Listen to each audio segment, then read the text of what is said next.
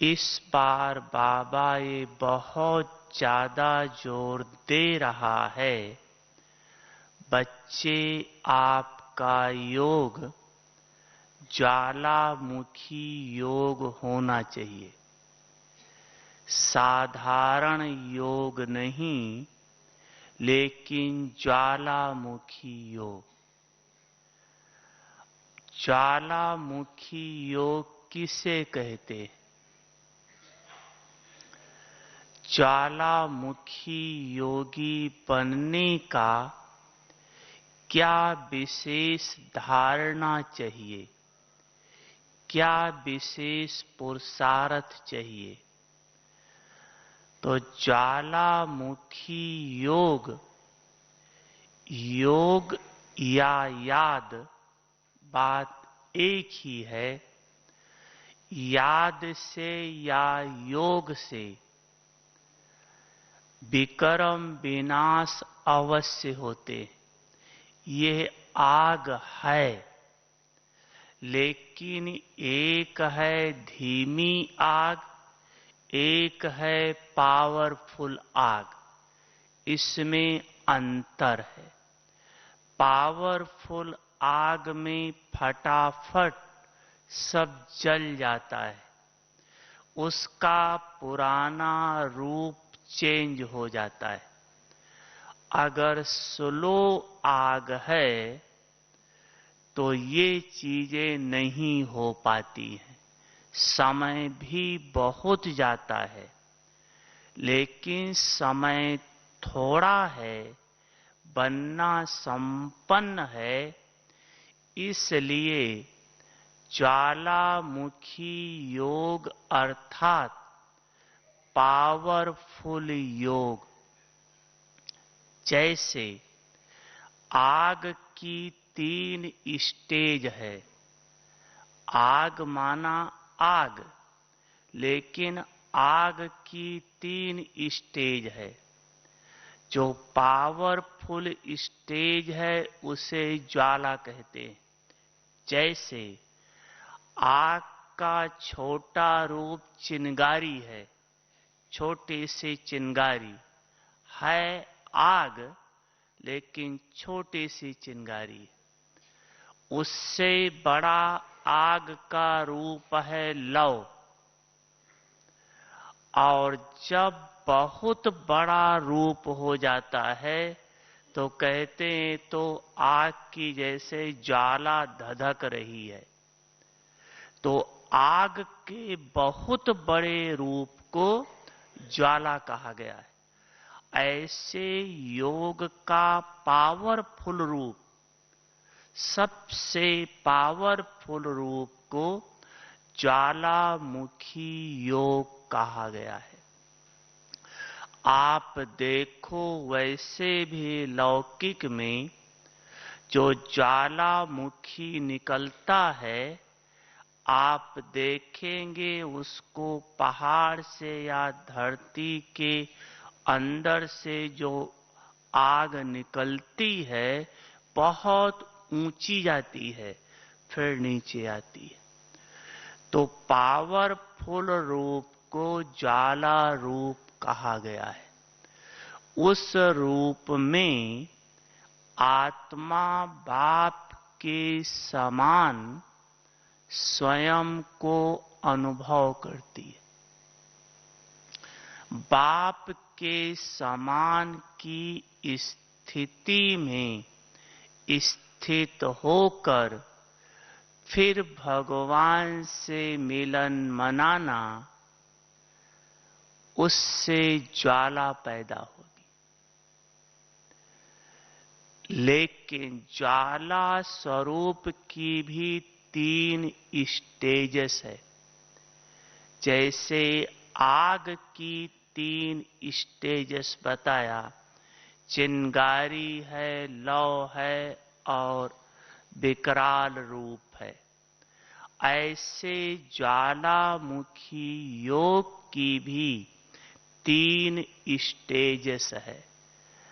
पहली है चंद्रमुखी योग, दूसरा है सूरजमुखी योग और तीसरा है ज्वालामुखी योग। इन तीनों स्टेज से आत्मा को हाईएस्ट पर ले जाना है। चंद्रमुखी योग को याद कहेंगे, सूरजमुखी योग को योग कहेंगे और ज्वालामुखी योग को तपस्या कहेंगे। याद, योग, तपस्या, इन तीनों से प्राप्तियां अलग अलग हैं। अगर स्टेजेस अलग हैं तो प्राप्तियां भी अलग हैं, लेकिन हमें एक साथ सारी प्राप्ति हो जाए, एक एक के लिए अलग अलग ना करना पड़े, उसके लिए है ज्वालामुखी योग। तो पहली बात है चंद्रमुखी योग अर्थात याद।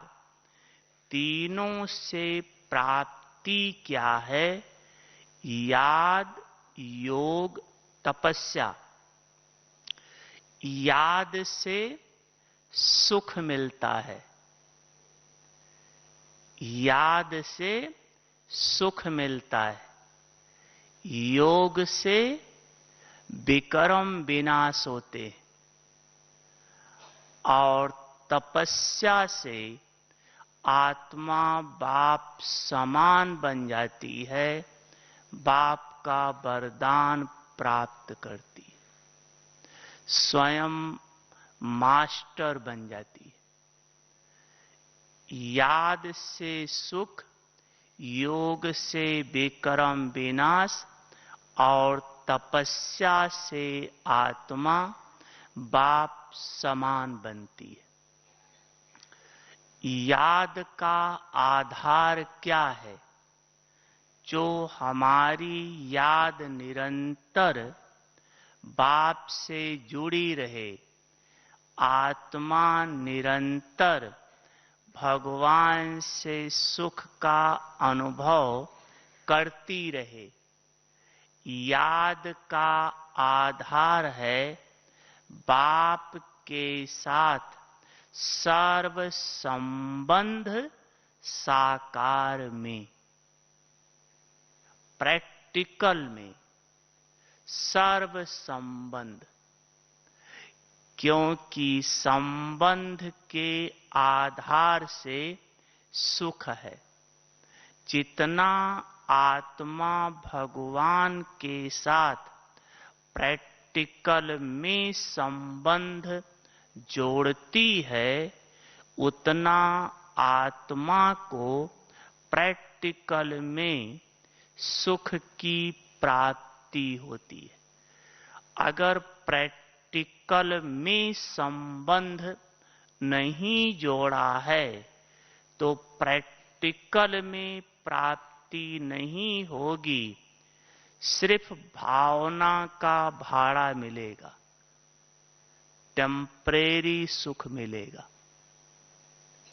लेकिन आत्मा सुखमय बन जाए, सुख स्वरूप की स्थिति प्राप्त कर ले, इसके लिए बाप के साथ प्रैक्टिकल में संबंध रखना है।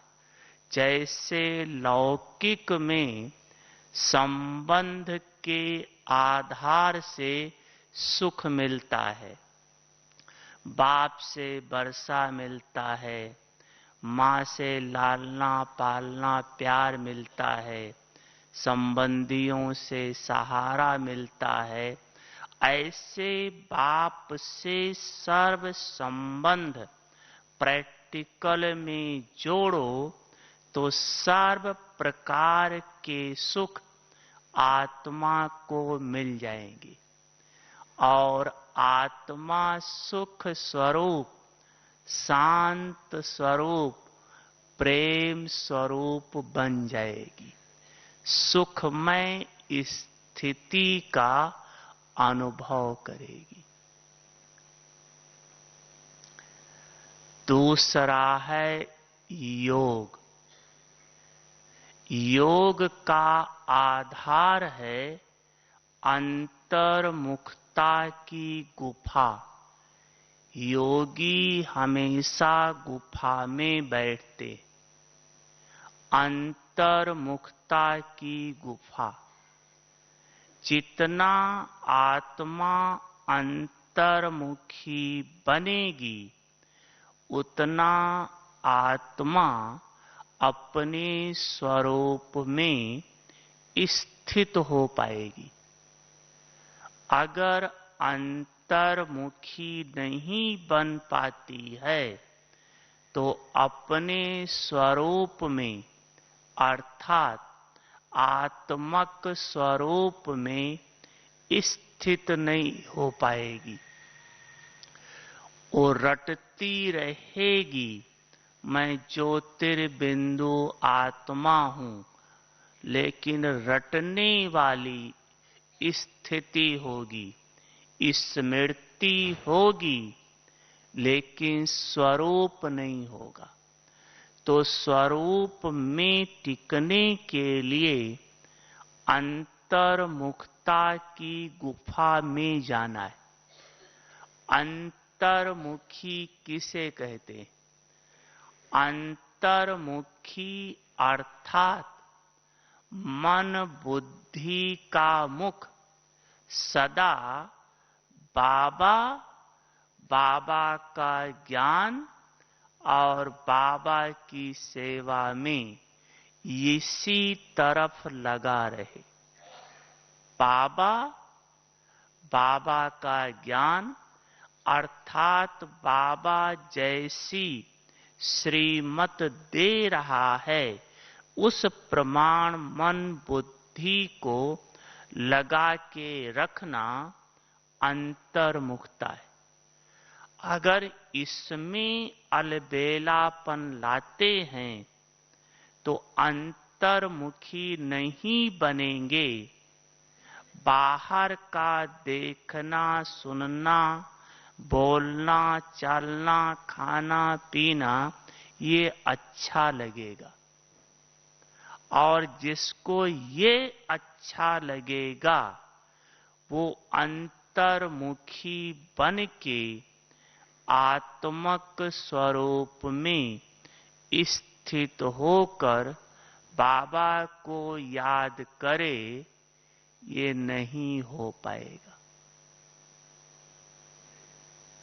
अंतर्मुखी का अर्थ ही है कि बाहर के जगत से मुख अंतर की तरफ हो जाए, आत्मा की तरफ, बाबा के ज्ञान की तरफ, बाबा के श्रीमत की तरफ, तब अंतर्मुखता आएगी। और अंतर्मुखी आत्मा स्वयं को सो स्वरूप में स्थित करने के कारण शिव बाबा से उसका कनेक्शन जुट जाएगा। जब शिव बाबा से कनेक्शन जुटे, तब आत्मा के विक्रम विनाश हो। आप बार बार मुरली में यह शब्द सुनते हैं, अपन को आत्मा समझकर मुझ बाप को याद करो तो तुम्हारे विक्रम विनाश होंगे।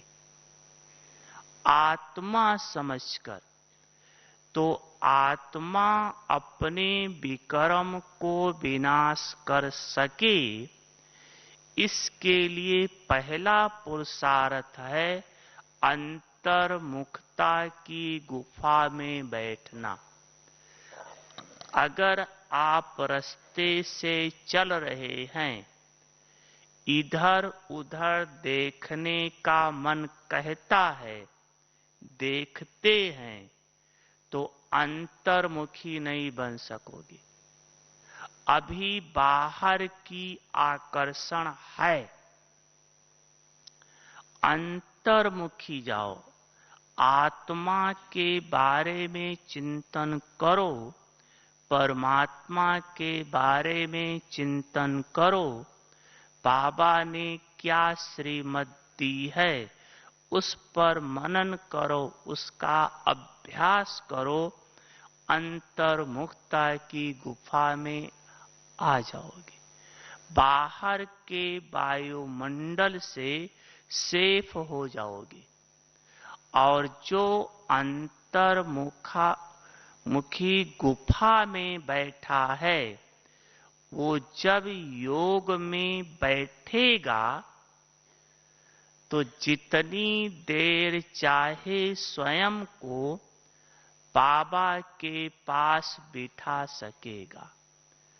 क्लास पूरा होने के पहले योग चल रहा था, आप लोग योग में बैठे थे या जब भी बैठते हैं, लेकिन योग में आप बैठे थे और उसमें आपके विक्रम विनाश हुए हैं, ये आपको कैसे पता पड़ेगा कि हमारे विक्रम विनाश हुए हैं और कितने % में विनाश हुए? कैसे पता पड़ेगा? योग से विक्रम विनाश होते हैं, ये तो पक्की बात है। लेकिन आप योग में बैठे थे, आपके विक्रम विनाश हुए हैं, ये कैसे पता पड़ेगा? या पता करने की जरूरत नहीं है, बाबा जाने, हमारा काम है याद करना। नहीं, जरूरत है, बाबा जाने वो तो अच्छी बात है, लेकिन विक्रम हमने किया है, नाश हमें करना है, तो हमें भी तो पता पड़े कितना है अभी। अच्छा, आपका योग में विक्रम विनाश हुए हैं, उसकी निशानी है।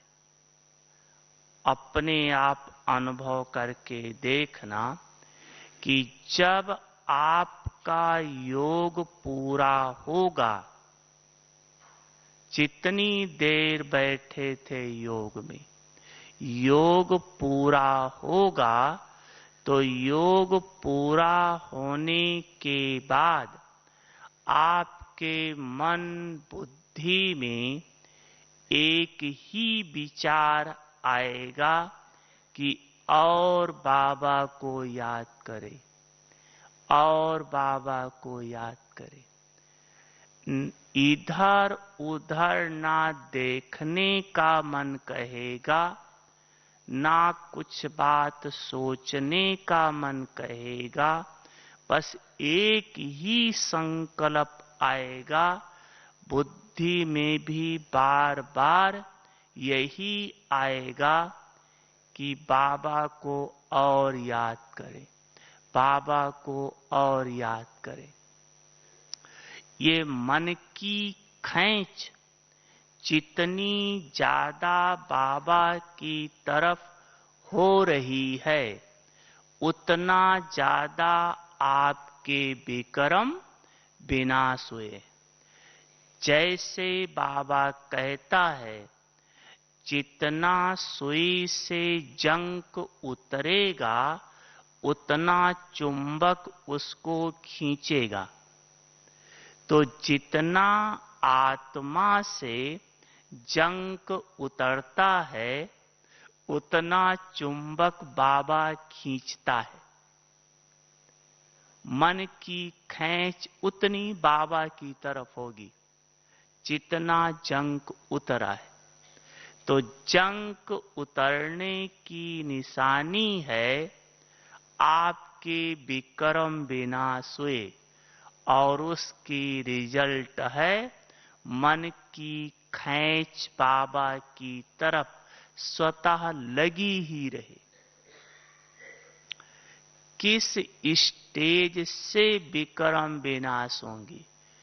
योग से तो विक्रम विनाश होते हैं, लेकिन कौन सी स्थिति योग की बने जो विक्रम विनाश हो?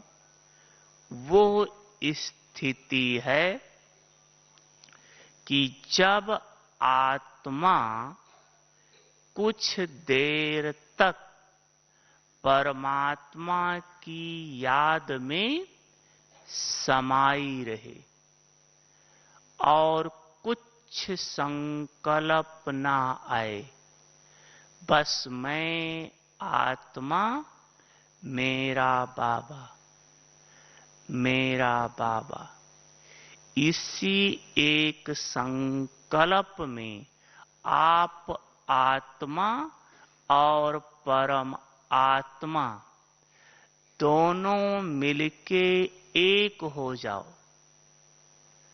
जब कुछ देर तक ये स्टेज आपकी रहे, कोई दूसरा संकल्प ना आए, बस एक ही संकल्प, मैं आत्मा, मेरा बाबा, और कुछ ना याद आए।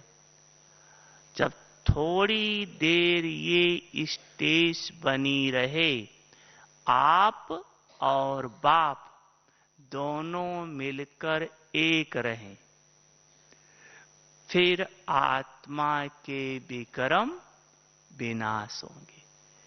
जैसे सोने से खाद निकालनी होती है, तो सोने को कुछ देर आग में समाना पड़ता है। जब कुछ देर तक सोना आग में समाया रहता है, तब आग की गर्मी से सोना की खाद जलती है, निकलती है। अगर सोने को आप आग को दिखा करके फिर वापस ले आओ, फिर आग को दिखा करके वापस ले आओ, ऐसे कितना समय करते रहो, विक्रम विनाश नहीं होंगे, अर्थात सोने की खाद नहीं निकलेगी। खाद तब निकलेगी जब सोना और आग समा जाए। कुछ देर तक आत्मा बाबा में समाई रहे और कोई संकल्प न आए, न देह, न व्यक्ति, न वैभव, न वस्तु, कुछ भी इस साकार दुनिया का संकल्प ना आए, तब उसके विक्रम विनाश होंगे। विक्रम विनाश होने की अलग स्टेज है, सुख प्राप्त करने की अलग स्टेज है, और आप आत्मा के द्वारा दूसरी आत्माओं को लाइट माइट मिले, आप आत्मा के द्वारा दूसरों को उनको मन इच्छित फल मिल जाए, ये तीसरी स्टेज है, वो है ज्वाला रूप। लेकिन ज्वाला रूप में पहुंचने के लिए आत्मा को पहले अपने विकर्मों को भस्म करना पड़ेगा, नहीं तो उस ज्वाला रूप में टिक नहीं पाएंगे। कोशिश करेंगे लेकिन टिक नहीं पाएंगे।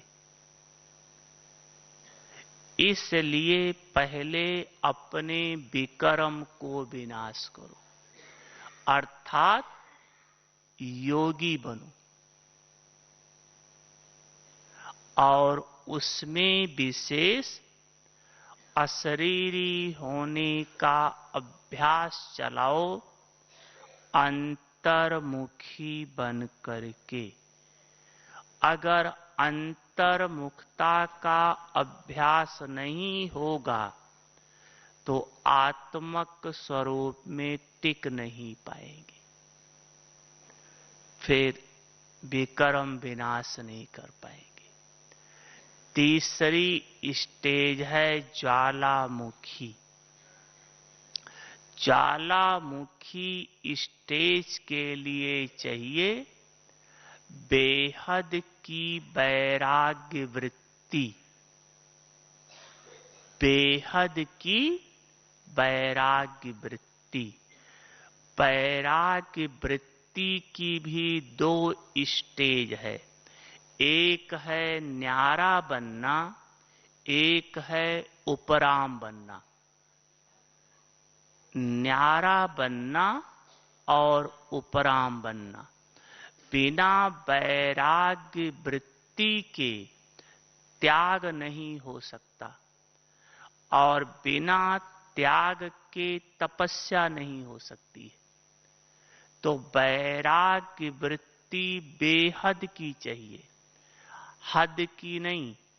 हद माना शमशानी वैराग्य नहीं, अभी अभी हुआ, अभी अभी नहीं। बेहद की वैराग्य वृत्ति यूज करते हुए न्यारे। किस विधि से? ये तन मन धन सब बाबा का है, बुद्धि भी बाबा की है, बाबा की है। बाबा ने हमें दिया है सेवा के लिए। सुंदर विधि है।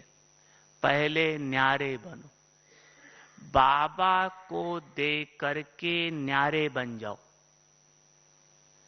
बिना बाबा को दिए मेरापन छूटेगा नहीं, न्यारे बन नहीं पाओगे। क्यों? क्योंकि रहना आपको प्रवृत्ति में ही है, रहना परिवार के साथ है, जहां काम काज करते करना ही है, उनके साथ रहते हुए न्यारा बनना है। बहुत सुंदर विधि है। सब कुछ बाबा का है, मेरा कुछ नहीं है। उदाहरण के रूप से मान लो आप खाना बना रहे हो, तो खाना बनाते समय जो ये बुद्धि में रहता है, पति के लिए, बच्चे के लिए, किसी के लिए बना रहे, चेंज बाबा के लिए बना रहे, बाबा को भोग लगाएंगे, बाबा को खिलाएंगे, करना वही है, लेकिन सब बाबा बाबा बाबा। जो पति भले आपके देह का पति है, लेकिन है तो बाबा का बच्चा ना। तो बाबा के लिए बना रहे हैं, बाबा के बच्चे खाएंगे। आप सब काम करते हो, काम करते समय देखो मेजॉरिटी बुद्धि में यही रहता है, इससे जो पैसा मिलेगा परिवार की पालना होगी, यहाँ खर्चा होगा, वहाँ होगा, ऐसे चलेगा, ऐसे चलेगा। परिवर्तन करो। जो खर्चा होना तो होना ही है, लेकिन परिवर्तन करो। जो इससे पैसा मिलेगा, बाबा के यज्ञ की पालना होगी, बाबा का है, बाबा के बच्चे खाएंगे, बाबा का परिवार पलेगा। बाबा बाबा बाबा डालो, इससे न्यारे बन जाओगी। न्यारे और उपराम में क्या अंतर है?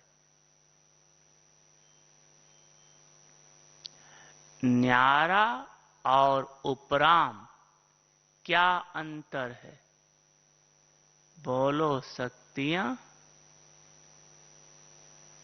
न्यारा और उपराम, पांडव।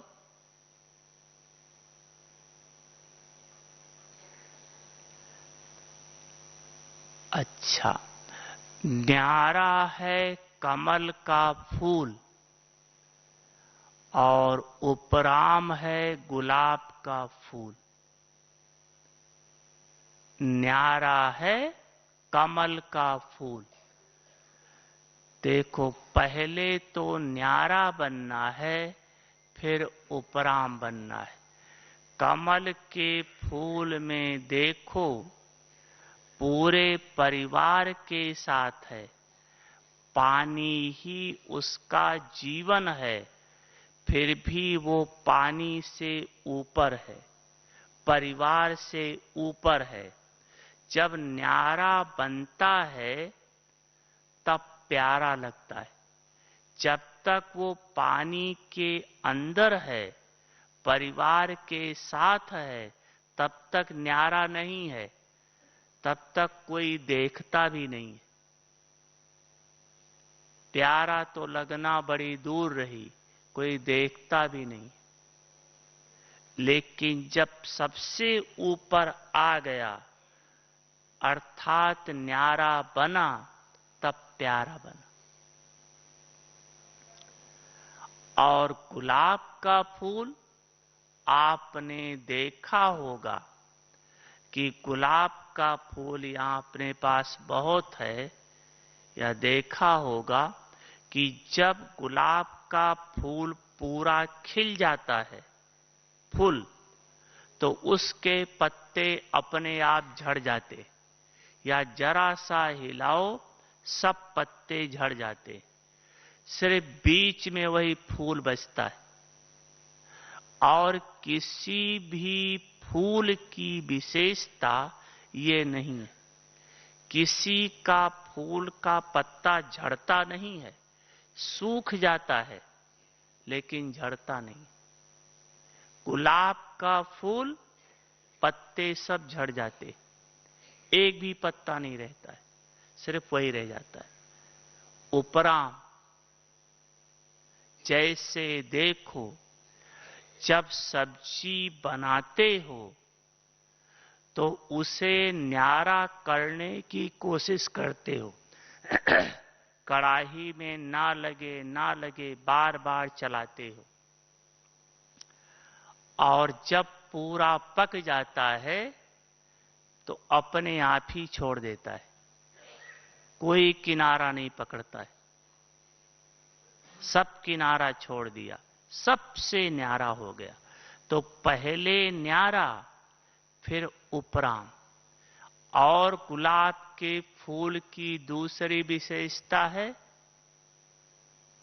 वो विशेषता है कि गुलाब के फूल पर कभी भंवरा नहीं बैठता है। और फूलों में भंवरा बैठेगा, लेकिन गुलाब के फूल में भंवरा नहीं बैठता है। एकदम उपराम है वो।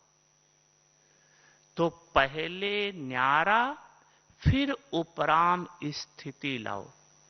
न्यारा बनने के लिए बताया, सब बाबा का है। तन भी बाबा का, धन भी बाबा का, मन भी बाबा का। इससे आप डबल लाइट बन जाएंगे, कोई बोझ नहीं रहेगा, सब करते हुए हल्के रहेंगे। जब डबल लाइट बने, फिर उपराम बन जाएंगे। जो उपराम होता है वही प्रभु के समान बन सकता है। उपराम, उप अर्थात ऊपर, राम अर्थात शिव बाबा के पास।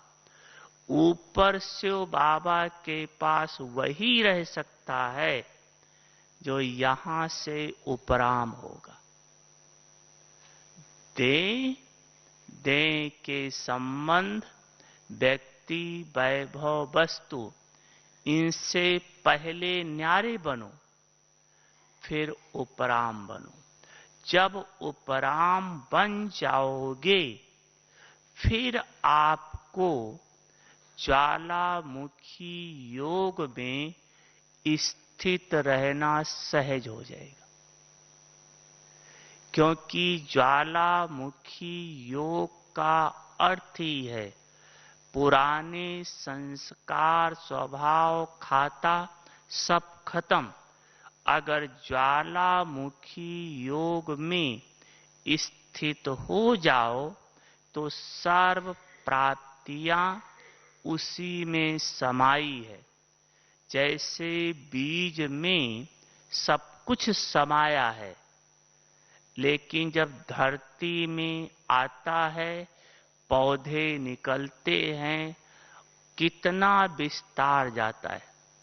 तो ज्वालामुखी योग है सार और सब है विस्तार। सूरजमुखी, चंद्रमुखी विस्तार है। लेकिन उस सार स्वरूप में, लाइट माइट स्वरूप में स्थित होकर आप बाप से मिलन मनाओ। ज्वालामुखी अर्थात जैसे आपने ये संकल्प किया कि मैं आत्मा मास्टर पतित पावन हूं। अब मास्टर पतित पावन की स्मृति सो स्वरूप में स्थित होकर के मिलो। अगर स्वरूप में होकर के मिलेंगे, समानता के रूप से मिलेंगे, फिर समान भाव का वरदान स्वतः प्राप्त हो जाएगा। लेकिन उस स्टेज में पहुंचने के लिए हमें जो पहले की स्टेज है, इन स्टेजेस में स्वयं को बहुत अटेंशन से चलाना पड़ेगा। कई ज्वालामुखी योग चाहते हैं करना, लेकिन टिक नहीं पा रहे, स्थित नहीं हो पा रहे। बाप समान की स्थिति बनाकर बाप से नहीं मिल पा रहे। अभी भी भगवान के आगे अर्जी डालते हैं, शक्ति दो, विघ्न दूर करो, ये करो, वो करो। समान की स्टेज में इस स्थिति से आप भक्तों की मनोकामना पूरी कर सकते, किसी का दुख दूर कर सकते हैं, बाबा का संदेश दे सकते हैं। जैसे बाबा परम धाम में बैठा पूरे संसार की देखभाल करता है, बच्चों की भी करता है, ऐसे उस स्थिति में स्थित होकर के पूरे संसार को लाइट माइट दे सकते हो। अनुभव होगा कि पूरे संसार की सर्व आत्माओं को मुझ आत्मा के द्वारा प्रकाश की किरणें सब तक पहुंच रही है। बाप से आप में आ रही हैं, आप के द्वारा संसार की सर्व आत्माओं तक पहुंच रही। बाप समान विश्व कल्याणकारी बन जाएंगे। इस स्टेज को लाना है।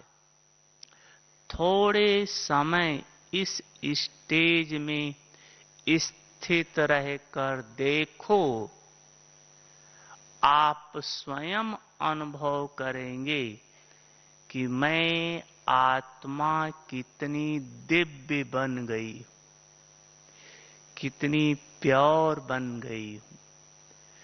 खुद का ही अनुभव होने लगेगा कि मैं कैसे बन गई।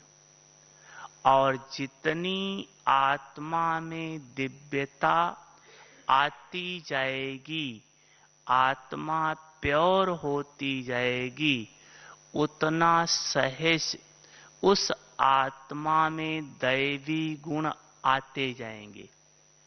साफ चीज में बहुत जल्दी आ जाएंगे, क्योंकि गुण दिव्य हैं। दिव्य गुण में, दिव्यता में ही गुण आएगा। देह भान में रहकर दिव्य गुण नहीं आ सकते। देह भान में अवगुण प्रवेश हो जाएंगे। लेकिन दिव्य गुण के लिए दिव्यता चाहिए। तो ज्वालामुखी योग अर्थात आत्मा उस स्वरूप में स्थित होकर के बाप से मिलन मनाए। जैसे आप ये संकल्प लो कि मैं आत्मा मास्टर भगवान हूं। सिर्फ संकल्प नहीं, लेकिन मास्टर की स्थिति में स्थित हो जाओ। स्वयं में वो सर्व शक्तियां अनुभव करो। बाप के समान बैठो, बाप के साथ साथ। फिर आप किरणें दो। आपके द्वारा जो संकल्प करोगे जिसके प्रति, वो संकल्प अवश्य पहुंचेगा। लेकिन इसके लिए बताया, शुरू से इस स्थिति का अभ्यास बढ़ाना है। और आप सब यहाँ आए हैं, ये तो है ही साइलेंस का स्थान। यहाँ ये अभ्यास कर सकते हैं। सेवा करेंगे तो भी पुण्य का खाता जमा हो रहा है, वो आपको और मदद देगा इस स्थिति को बनाने के लिए। फिर आप स्वयं को अनुभव करेंगे कि मैं कितनी महान, कितनी श्रेष्ठ आत्मा हूं। अच्छा, ओम शांति।